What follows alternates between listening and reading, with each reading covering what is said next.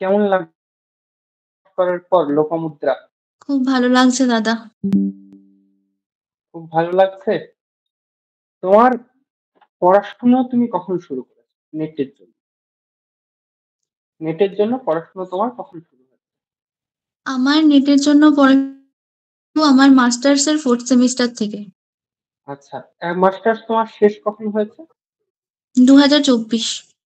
আচ্ছা, বেশ। আজকে তুমি অনেকটাই বলতে আমরা ধরতে পারি যে তুমি মোটামুটি ভাবে একদম মাঝামাঝি জায়গায় দাঁড়িয়ে আছো। এখনো পর্যন্ত জেআরএফটা বাকি, শুধুমাত্র নেটটা হয়েছে এবং পশ্চিমবঙ্গ সেটটা হয়েছে, তাই তো? তো আমরা এই মুহূর্তে তোমাকে আরেকটু তৈরি করতে হবে, আরেকটু পড়াশোনা করতে হবে অবশ্যই। কিন্তু এই পর্যন্ত তোমার জার্নিটা একটু ছাত্রছাত্রীদের জন্য বলো, কারণ আমাদের এই যে টপার স্টক, এটার উদ্দেশ্যটাই হচ্ছে যে তুমি এমন অনেকজন রয়েছে আমাদের ইউটিউব চ্যানেলে যাদেরকে খুঁজে পাবে, যারা একদম হয়তো তোমার মতোই কিছু সমস্যা তাদেরও রয়েছে, ফলে তুমি কিভাবে ওভারকাম করলে ইত্যাদি বিষয়গুলো তাদেরও খুব কাজে লাগে। তো জেআরএফ এ আমার আসা ইউটিউব চ্যানেলের মাধ্যমে। আমার একজন পরিচিত দিদি আমার সাথে কলেজে একসাথে পড়তো, একটু সিনিয়র ছিল, বিদিশাদি। তো বিদিশাদি প্রথম আমাকে গৌরাঙ্গদার কথা বলে। তো তারপরে বিদিশাদি আমাকে ইউটিউব চ্যানেলের লিংক পাঠিয়েছিল। তো হ্যাঁ, ডিসেম্বরে পরীক্ষার আগে এই ইউটিউব চ্যানেল থেকে বেশ কিছু ফ্রি ক্লাস দেওয়া হয়েছিল। আমি সে প্রত্যেকটা ফ্রি ক্লাসই দেখেছিলাম এবং যে ফ্রি মক টেস্ট হয়েছে সেই ফ্রি মক টেস্টটাও আমি দিয়েছিলাম। এবং যে ফ্রি ক্লাসগুলো হয়েছিল সেখানে মূলত পেপার ওয়ান সব ক্লাসগুলোই গৌরাঙ্গদা নিয়েছিল। আর সন্দীপ স্যারেরও একটি ফ্রি ক্লাস আমরা নাটকের ওপরে পেয়েছিলাম। তো ভালো লেগেছিল আমার, মানে ভীষণই ভালো। এত সুন্দরভাবে পেপার ওয়ানের প্রত্যেকটা টপিক ফ্রি ক্লাসেই এত সুন্দর দাদা এক্সপ্লেন করে দিয়েছিল যে কিছু বলারও ঊর্ধ্বে, মানে সেটা কোনো কমপ্লিমেন্টের ঊর্ধ্বে দাদার বোঝানো। মানে দাদা সবসময় একটা কথা বলে কি যে প্রশ্ন নিয়ে খেলা, পেপার ওয়ানের টপিক নিয়ে বা প্রশ্ন নিয়ে খেলা। এবং পেপার ওয়ানে বাংলা ছাত্রছাত্রীদের একটা খুব ভয় থাকে যে পেপার ওয়ান পারবো কি পারবো না। কারণ বাংলা ছাত্রছাত্রীদের একটা অঙ্কে ভীতি বা মানে ইংরেজি ভাষাতে একটা ভীতি থাকে। তো দাদার কাছে পড়লে আমার মানে ব্যক্তিগতভাবে মনে হয় যে পেপার ওয়ানের ভীতিটা পুরোপুরি কেটে যাবে।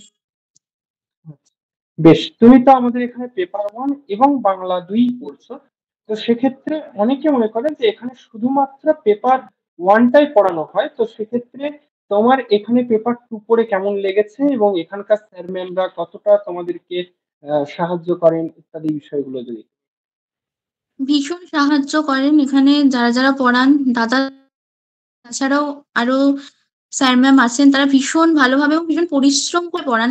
শুধুমাত্র যে যেটুকু ক্লাস হবে সেইটুকু সময়ের মধ্যেই পড়াশোনাটা সীমাবদ্ধ এমনটা না। ক্লাসের বাইরেও আমি স্যারদের কাছে যখনই যা হেল্প চেয়েছি সব সময় পেয়েছি। এবং একটা কথা যেটা না বললেই না, আমার নেটটা এবারে কিছু প্রশ্ন আমি চ্যালেঞ্জ করেছিলাম। সেই চ্যালেঞ্জের নাম্বারটা না বাড়লে কিন্তু হয়তো আমার একটা প্রশ্নের জন্য দুটো প্রশ্নের জন্য নেটটা হতো না। এবং সেই চ্যালেঞ্জ প্রশ্নগুলো করার জন্য গৌরাঙ্গ দা আমাকে যেভাবে হেল্প করেছে, মানে এটার জন্য আমি মানে গৌরাঙ্গদের কাছে চিরকৃতজ্ঞ থাকবো। রাত 1টা পর্যন্ত মানে বই ঘেঁটে প্রশ্নের সমাধান করা, এমনকি কিভাবে লিখতে হয় আমি তাও জানতাম না, যে কিভাবে চ্যালেঞ্জ করতে হয় না হয়। গৌরাঙ্গদা নিজে বয়ান সংশোধন করে দেওয়া, নিজে লিখে দেওয়া, নিজে প্রশ্ন খুঁজে দেওয়া, এটা মানে অন্য কোনো জায়গায় এইভাবে পড়ানো হয় বা এতটা পাশে থাকা হয় ক্লাসের বাইরেও, এটা পত্র জেআরএফ ছাড়া আমার মনে হয় না যে খুব একটা হয়। আচ্ছা, বেশ। দেখো, প্রত্যেকের জীবনেই একটা স্ট্রাগল আছে, কিন্তু মানে তোমার জীবনে তুমি খুব তাড়াতাড়ির মধ্যে নেট পেয়েছো আমি এটা মনে করি, কারণ অনেকজনের তুলনায়। ঠিক আছে। যেমন আমাদের এবারে অনন্যা পেয়েছে, অনন্যা তো ফার্স্ট সেমিস্টারে জিআরএফ করেছে। সেটা তো একদম এক্সেপশনাল একটা ব্যাপার, কিন্তু বেশিরভাগ ক্ষেত্রেই যেটা হয় যে আহ, দীর্ঘদিন একটা লম্বা জার্নি চলে, সেই তুলনায় তুমি অনেকটা স্ট্রাগল কম। তাহলেও তো কিছু স্ট্রাগল থাকে, তো সেটার বিষয়ে তুমি যদি কিছু বলো। হ্যাঁ, এখন জেআরএফ এর জন্য স্ট্রাগল বাকি, কারণ জেআরএফই কিছুটা পথ দাদা যে বললেন মাঝপথে এসেছি। এখনো অর্ধেক রাস্তা বাকি আছে। কিন্তু হ্যাঁ, নিজের উপর আত্মবিশ্বাস আছে এবং স্যারদের প্রতি তো ভীষণ ভরসা আছে, স্যার ম্যামদের প্রতি যে তাদের গাইডেন্স পেলে এবং আমার সবথেকে বড় কথা আমি যদি প্রত্যেকটা কথা তাদের শুনে চলি এবং নিজের চেষ্টা আমার বজায় থাকে, তাহলে পত্র জেআরএফ এর হাত ধরে নিশ্চয়ই জেআরএফ টা পাবো। এই আত্মবিশ্বাসের জায়গাটাও পত্র জেআরএফ খুব ভালোভাবে তৈরি করে দিয়েছে। কোনো কথাই আর হবে না তো পত্র জেআরএফ কে নিয়ে। Thank you. আর যেটা যেটা বলছিলাম যে আমাদের এখানে পড়াশোনা ছাড়াও তো তোমাদের বাংলা ক্লাসের জন্য বা পেপার ওয়ান এর জন্য এখনো নোট তোমাদের কাছে পৌঁছায়নি, কিন্তু পেপার টু এর বাংলার নোট তোমাদের কাছে পৌঁছেছে, সেটাও টাইমলি আশা করি তোমরা পেয়েছো, তাই তো? হ্যাঁ দাদা, এবং নোটের কোয়ালিটি খুব ভালো। নোটটা একদম গুছিয়ে বাড়িতে মানে বাড়িতে হাতে পৌঁছে যাওয়া, এটাও একটা বিশাল বড় ব্যাপার। এবং প্রত্যেকটা নোট দেখেছি, প্রত্যেকটা নোট একদম সুন্দর করে পিন করা, কোনো রকম পড়তে অসুবিধা হবে না, ভীষণ গোছানো, প্রত্যেকটা নোটই ভীষণভাবে গোছানো। বেশ। আহ, আমি এখানে কোনোভাবে কৃতিত্ব দাবি করব না, কারণ তুমি হচ্ছে আগের থেকে পড়াশোনা করছিলে এবং তারপরে পাঁচ ইয়ারের সঙ্গে প্রায় 4-5-6 মাসের মতো তুমি আমাদের সঙ্গে রয়েছে। কিন্তু এই মুহূর্তে তোমার কাছে তুমি যেহেতু অ্যাচিভার্স দের মধ্যে পড়ো, তাহলে সেক্ষেত্রে এই পাঁচ ইয়ারের আসার পর থেকে তোমার পাঁচ ইয়ারের কেমন overall? পত্র জেআরএফ তো আমার যে চলার পথ সেটা পত্র জেআরএফ এর পথেই চলছে এবং চলবে। এই পথ ধরেই আমি হাঁটতে চাই। এই পথের বাইরে আমি আর বেরোতে চাই না কোনোভাবেই। এবং এই পথ ধরে যেন এই নির্দেশেই আমি চলতে পারি, আমি এটুকুই চাই। আমাদের সঙ্গে কতদিন ধরে তোমার, মানে আমার এক্স্যাক্টলি নাম্বারটা মনে নেই, বোধহয় বোধহয় 4 মাস কি 5 মাসের মতো হবে, তাই তো? হ্যাঁ, ডিসেম্বরের আগে থেকে, নভেম্বর থেকে। নভেম্বর থেকে। আচ্ছা বেশ। তাহলে এইখানে এইখানে আসার পর চেঞ্জেস কি বুঝছো? আগেকার তোমার পড়ার ধরন এবং এখানে আসার পর চেঞ্জেস, পেপার ওয়ান এর ক্ষেত্রে বিশেষ করে এবং পেপার টু এর ক্ষেত্রে। আগে পড়ার ধরন বলতে এবং এখন পড়ার ধরনের মধ্যে যেটা পার্থক্য সেটা হচ্ছে এখন ক্লাস অনেক বেশি পাই। মানে সপ্তাহের প্রায় প্রত্যেক দিনই ক্লাস পাই এবং অনেক পরিশ্রমী স্যার ম্যামরা, এবং ক্লাসের বাইরেও একটা স্টুডেন্টের যে কোনো সমস্যায়, যে কোনো ইউনিট থেকে যে কোনো সময় যে কোনো সমস্যায় যদি স্যারদের পাঠানো হয়, স্যারেরা সঙ্গে সঙ্গে সেটা সমাধান করে দেন। এটা আমার মনে হয় না যে অন্য কোথাও পাওয়াটা এতটাও সহজ, স্টুডেন্টের সাথে এইভাবে মিশে থাকা যেটা। হুম।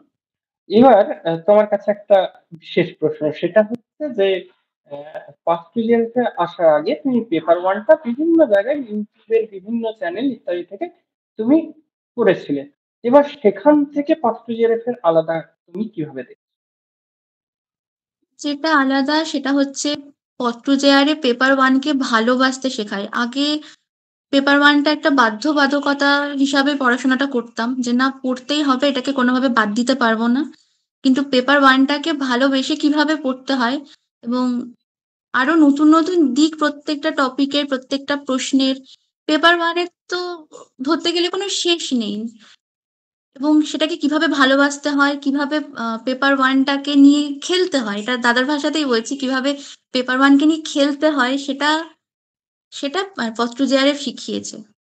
এবং প্রত্যেকটা টপিকের পেছনে প্রত্যেকটা স্টুডেন্টকে ধরে ধরে, এই তুমি বুঝেছো, এই তুমি বোঝোনি, যদি না বুঝে থাকো সেটা দাদা 10 বার 12 বার করে বুঝিয়ে দেয়। এতটা ডেডিকেশন পড়ানোর ক্ষেত্রে খুব কম মানুষেরই আমি দেখেছি। একদম মন থেকে বলছি। বেশ।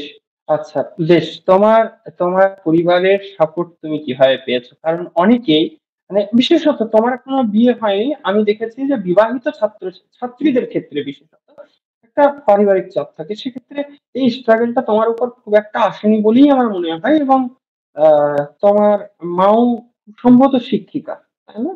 তো সেক্ষেত্রে এই স্ট্রাগলটা বোধহয় তোমার জীবনে নেই, যে পারিবারিক চাপ খুব একটা তোমাকে পোহাতে হয়। না, পারিবারিক চাপ আমাকে পোহাতে হয়নি একেবারেই। বাবা মা সবসময় আমাকে ভীষণ সাপোর্ট করে গেছে, করে, এবং বাবা মায়ের সাপোর্টটা আমি ভীষণ ভাবে পাই। পরিবার থেকে কোনো আচ্ছা। চাপ আমার কখনোই নেই। আচ্ছা, তুমি একটু বলবে যে তুমি কি স্ট্র্যাটেজিতে পড়াশোনা করছো এবং কিভাবে করলে যারা এখনো পর্যন্ত তোমার মতো স্ট্রাগল করছে পাস করবার জন্য, মানে তোমার এবার স্ট্রাগলটা যদিও জিআরএফ এর জন্য হয়ে যাচ্ছে, কিন্তু তুমি যেটা মানে যারা এখনো পর্যন্ত নেট পাওয়ার জন্য স্ট্রাগল করছে, এই পথটুকু পার হতে এখনো পর্যন্ত পারেনি, তাদের জন্য তুমি কি স্ট্র্যাটেজি? প্রত্যেক দিনই একটা পড়াশোনার মধ্যে থাকতে হবে। নেটের যে জার্নি সেটার মধ্যে গ্যাপ পড়ে গেলে খুব সমস্যা। আমি যদি একবার ঠিক করি যে না আমার নেট জেআরএফ লক্ষ্য, খুব একটা গ্যাপ দেওয়া যাবে না। হ্যাঁ, হতে পারে ১-২ দিন খুব সমস্যা, ঠিক আছে। কিন্তু প্রত্যেকদিন অন্তত পড়াশোনার মধ্যে থাকা উচিত, এটা আমার মনে হয়। আর পেপার 1 টাকেও পেপার 2 এর মতন সমান গুরুত্ব দেওয়া উচিত, যেটা মানে বাংলার ক্ষেত্রে ছেলেমেয়েরা অনেকটাই কম দেয়। কিন্তু পেপার 1 টাকেও সমানভাবে গুরুত্ব দেওয়া উচিত। এবং পিওয়াইকিউ যেটা পত্র জেআরএফ প্রচুর পিওয়াইকিউর অ্যাক্সেস আমাদের দিয়েছে। এই পিওয়াইকিউ গুলো সলভ করাটা খুব দরকার, না হলে খুব সিলি মিস্টেক হয়। আমার নিজেরও এবারে পরীক্ষাতে যেটা হয়েছে, প্রচুর সিলি মিস্টেক হয়েছে। জানা জিনিস যেগুলো পরে নিজের খারাপ লাগছে কেন ভুল হলো। তো এটার কারণ আমি নিজে একটা ভেবেছি যে আমি পিওয়াইকিউ কোনো সলভ করে যাইনি। পত্র জেআরএফ এর হাত যখন ধরেছি, এবার প্রচুর পিওয়াইকিউর অ্যাক্সেস পেয়েছি। এগুলো ভালো করে সলভ করতে হবে। সবার সেটা করা উচিত। আর দাদাদের গাইড মতো এগিয়ে যাবো, এটাই। বেশ, এবার তোমার জন্য আমার একটা সাজেশন, সেটা হচ্ছে যে অবশ্যই এটা একটা খুশির জিনিস, একটা ভালো অ্যাচিভমেন্ট নিট, কিন্তু আমাদের লক্ষ্যটা হচ্ছে জিআরএফ এর। ঠিক আছে, path to JRF. Path to JRF নামটা এই কারণেই, কারণ এখানে অনেকে আছে যারা যারা নেট পার করবার পর এখনো পর্যন্ত জিআরএফ পায়নি, তাদেরকে পথ দেখায়, এবং একদম নতুন ছাত্রছাত্রীদেরকেও যে উৎসাহটা দেয় সেটা হচ্ছে জিআরএফ এর জন্য। কারণ নেটটা নেটটা নেট অবশ্যই তার একটা ফলাফল আছে, কিন্তু সেটা জিআরএফ এর মতো নয়। ঠিক আছে, তো তোমার পরবর্তী লক্ষ্যটা অবশ্যই জিআরএফ এর। এটা বলে রাখি যে নেট এবং জিআরএফ এই দুটো কিন্তু বিস্তর তফাৎ, আহ, মানে আকাশ এবং জমিনের তফাৎ। এখানে যে কটা তোমার প্রশ্ন ভুল গেল, মানে যে কটা প্রশ্ন ভুল গেল, অনেকের মনে হয়তো যে 5টা প্রশ্নের জন্য আমার জিআরএফ আসলে কিন্তু 5টা প্রশ্নের জন্য নয়। তুমি যদি প্রশ্নপত্রটা খোঁজো, দেখবে তুমি অনেক প্রশ্নেরই উত্তর করতে পারোনি। ঠিক আছে, ওই যে কোনো ওর ওর মধ্যে যে কোনো, মানে ধরো তুমি যদি 30টা প্রশ্নের উত্তর না দিতে পেরেছো, তাহলে সেক্ষেত্রে সেখান থেকে যে কোনো 5টা ঠিক করলেই কিন্তু তুমি জিআরএফ পেতে পারতে। তার মানে ওই 30টা প্রশ্নেরই উত্তর তোমার এখনো পর্যন্ত জানা নয়, এটা তোমাকে জানতে হবে। এবং আরেকটা বিষয় যে ভুলটা করে যে ছাত্রছাত্রীদের, যারা নেট পেয়ে যায়, তাদের নেট পাওয়ার আগে যে খিদেটা থাকে, সেই খিদেটা অনেকাংশেই কমে যায়। কারণ এই মুহূর্তে তুমি পিএইচডির ইন্টারভিউ দেওয়ার জন্য খোলা, পিএইচডির ইন্টারভিউ তুমি দিতেই পারো অবশ্যই। এবং সেই সঙ্গে আরেকটা যে বিষয় হয় যে আমি কিছুই নেই, তার থেকে নেট আছে, এটা একটা বেটার জায়গা। ফলে তো একটা চিন্তা ভাবনা কাজ করে, আমি তো নেট পেয়েছি, পরের বার টুক করে জিআরএফ পেয়ে যাবো। কিন্তু তোমাদেরকে এটা বুঝতে হবে যে নেট এবং জিআরএফ এই দুটোর মধ্যে যদি 1 নাম্বারেরও গ্যাপ থাকে, সেটাও কিন্তু অনেকটা গ্যাপ। ঠিক আছে, অনেকটা গ্যাপ। এবং এই নয় যে তুমি পরের বার যখন শুরু করছো, তখন ওই 1 নাম্বারের গ্যাপ বা 5টা প্রশ্নের গ্যাপ এইটুকু শুধু পূরণ করলেই তোমার কাজটা হয়ে যাচ্ছে। তোমাকে কিন্তু আবারও প্রথম থেকে শুরু করতে হবে। হ্যাঁ, মানে এবারের লাভটা আহ, একদম, মানে যে লাভটা তুমি এখন দিয়েছিলে একদম জিরো থেকে নেট, এবার তোমার লাভটা হবে জিরো থেকে জিআরএফ। বোঝা গেছে? তো এই যে জায়গাটা, এই জায়গাটা তোমাকে সচেতন হতে হবে। বেশিরভাগ ছাত্রছাত্রীর ক্ষেত্রে একটা অহংবোধই বলো আর ওভার কনফিডেন্সের জায়গায় বলো, সেটা তৈরি হয়ে যায়। সেটা আমি আশা করব তোমার মধ্যে আসবে না। হ্যাঁ, তুমি অত্যন্ত ভালো মেয়ে, অত্যন্ত পড়াশোনা করো, মনোযোগী মেয়ে। হুম, তোমাদের আমি চেষ্টা করি যে জায়গাগুলো পেপার ওয়ানের ভুল রয়েছে, ভুল রয়েছে বলতে আমি দেখেছি, খেয়াল করেছি যে তোমার জানার মধ্যে প্রচুর কি বলবো, ধোঁয়াশার জায়গা রয়েছে। আমি সম্পূর্ণ ভুল বা ঠিক বলছি না, ধোঁয়াশার জায়গা রয়েছে। এই ধোঁয়াশাগুলো যেটুকু বাকি রয়েছে, আশা করব তোমার এখনো ব্যাচ চলছে, যেটুকু ধোঁয়াশা সেটুকু আমরা ক্লিয়ার করে দেব, চিন্তা নেই। হুম, আর তোমাদের তো এখনো অঙ্কের স্যাররা এখনো ক্লাস কমপ্লিট করেননি, তারা ক্লাস কমপ্লিট করবেন। তোমার এই যে জায়গা, আমাদের দিক থেকে যতটা সম্ভব তোমাকে তুলে দেওয়ার আমরা চেষ্টা করব, এবং তোমার চেষ্টাটা থাকবে তোমার দিক থেকে। ঠিক আছে, আজকে এখানে তোমাকে একটা কথা দিতে হবে, সেটা হচ্ছে নেক্সট পরীক্ষায় জিআরএফ একটা আমাদেরকে এনে দেবে। আমি দাদা আমার ১০০% দিয়ে চেষ্টা করব নেক্সট পরীক্ষায় জেআরএফ এনে দেওয়ার। এটা আমি কথা দিলাম যে আমি আমার ১০০% দেব। একদম অবশ্যই, অবশ্যই। তুমি যখন তুমি যখন তোমার কয়েকটা প্রশ্ন মানে তোমার টার্গেট ম্যাচ হয়নি, তুমি তুমি যতটা টার্গেট করেছিলে এবারের পরীক্ষায় তোমার টার্গেট ম্যাচ হচ্ছিল না। তুমি যখন কান্নাকাটি করছিলে ফোন করে, তখন আমার এই একটাই বক্তব্য ছিল যে তুমি ২ নাম্বারের জন্যই মিস করো আর ৩টে নাম্বারের জন্যই মিস করো। মিসটা কিন্তু মিসই। এই জিনিসটাকে খেয়াল রাখবে। নেটের জন্য তোমার নেট হয়ে গেছে, এবার চেয়ার। ঠিক আছে? হ্যাঁ দাদা, আর কারণ কষ্ট জেআরএফ তো সাথে আছেই। হ্যাঁ, আমাদের দিক থেকে তোমাকে যে কোনো রকম সাহায্য তোমার লাগবে, অবশ্যই আমরা তোমার সঙ্গে আছি। অবশ্যই। অনেক ধন্যবাদ দাদা। ঠিক আছে, ঠিক আছে লোপামুদ্রা। আজকের মিটটা আমরা এখানেই শেষ করলাম। থ্যাংক ইউ দাদা। হ্যাঁ, থ্যাংক ইউ।